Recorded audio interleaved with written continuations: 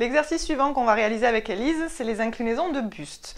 Donc ce travail va vous permettre de continuer à renforcer votre sangle abdominale, surtout les obliques et le transverse grâce à la respiration.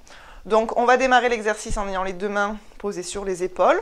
Retrouvez votre autograndissement, tirez le sommet du crâne jusqu'au ciel.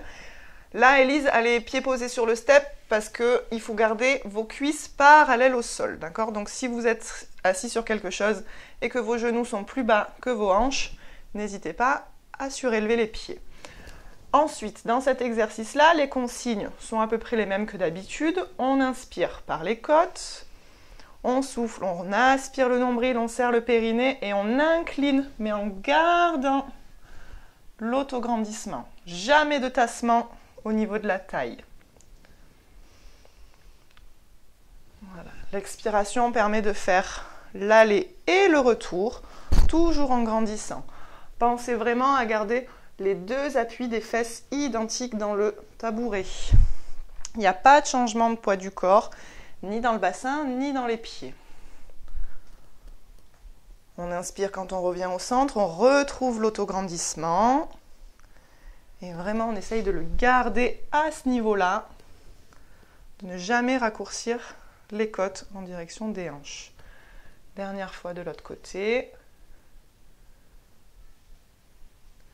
Soufflez le plus longtemps possible.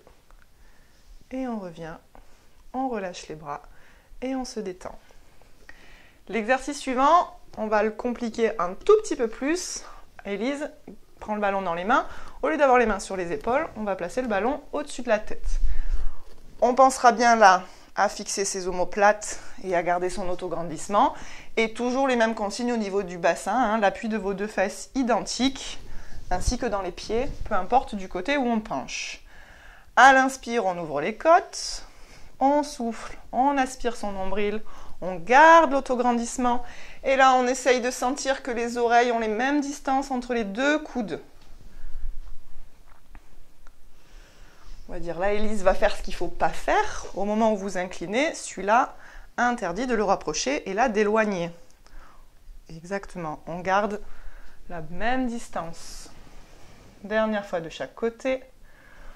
Pensez à l'autograndissement, aux omoplates, le bassin bien fixé, ainsi que l'appui des pieds. Et la respiration tout le long de l'exercice, jusqu'à ce que les bras redescendent et relâchez comme vous en avez besoin.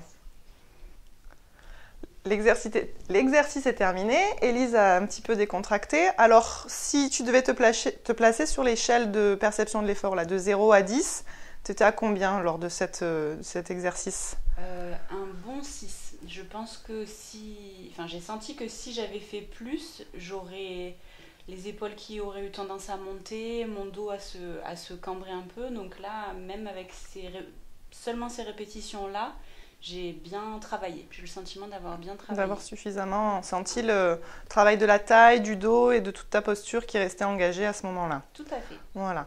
Donc là, vous voyez bien l'importance de la qualité du mouvement par rapport à la quantité. Ce qui est important, c'est de réaliser vos exercices en étant le mieux placé possible afin que ça travaille le mieux possible et le plus profondément possible. Voilà.